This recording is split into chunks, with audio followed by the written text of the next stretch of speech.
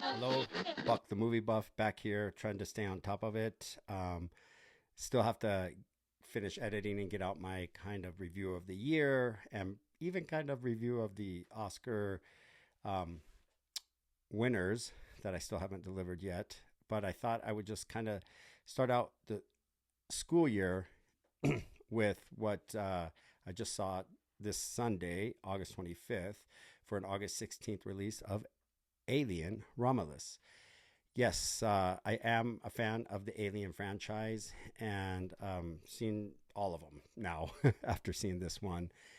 Since it came out in 1979, established like really a true sci-fi horror genre, and not only that, also casting an action heroine, Sigourney Weaver, where she saves the day, is awesome.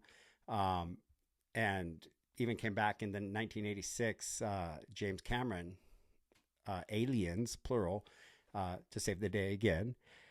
It's been a favorite of mine. I saw all of those when I was a kid, loved it. Ridley Scott definitely put himself on the map with that one, Alien, the original director. This was not directed by Ridley Scott, it was Fede Alvarez. I was kind of somewhat not getting into it, but the more that my kids got into it, the more I started to enjoy it. And that can happen sometimes with movies, right? It's somewhat contagious, the chemistry.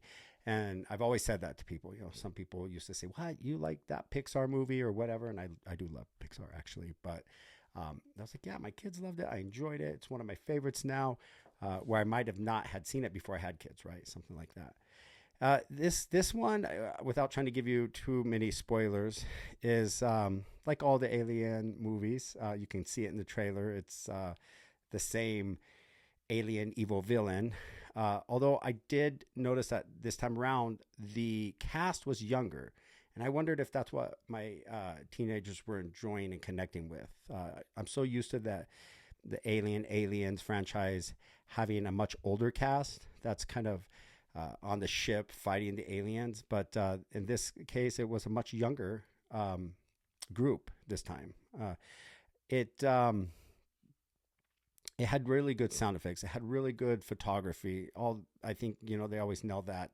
The story at first wasn't catching me, but one of my favorite parts that really kind of hooked me was when the robot started to take on different personalities, the artificially intelligent robot, because they were kind of rebooting it with different softwares.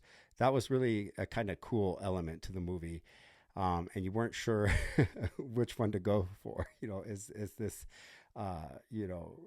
artificially intelligent robot going to help them, or is it really having the best interest of the aliens at heart? Because sometimes that's the objective, right? That ever since Alien Prometheus came out, there's kind of this idea that the machine, the corporation, the business at heart really doesn't care about the humans, but rather is really looking for its best interest and how it programmed also the artificial intelligence and robots to fulfill that mission at any cost, even at the cost of the humans. And speaking of Prometheus, I would have to say after Alien, then Aliens in this order. Alien still holding number one out of all of the franchise, the 1979 flick.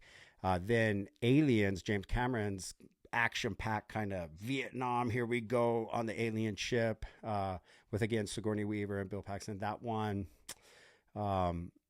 second, and Prometheus third. I love Prometheus. I just kind of like the origin, or how maybe we were somehow genetically designed as Homo sapiens or humans on this planet, and the clues that were left for us. I just thought that was a really cool plot. And of course, Michael Fassbender's awesome. So if you haven't seen the 2012 Alien Prometheus, you need to get out there and see it. I thought that was, since the first two, one of the best.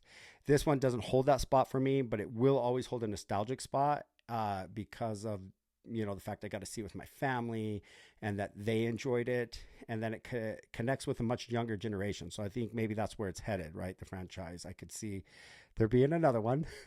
I don't think they're done yet.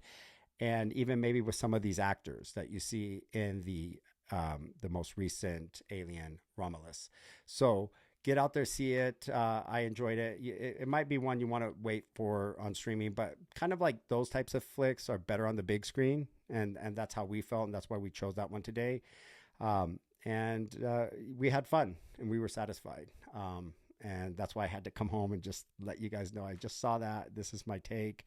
And stay tuned, and there'll be more to come with previous movies that came out before this year. I just got to get those up. So thank you for being patient. And as always, like and subscribe. That's all, folks.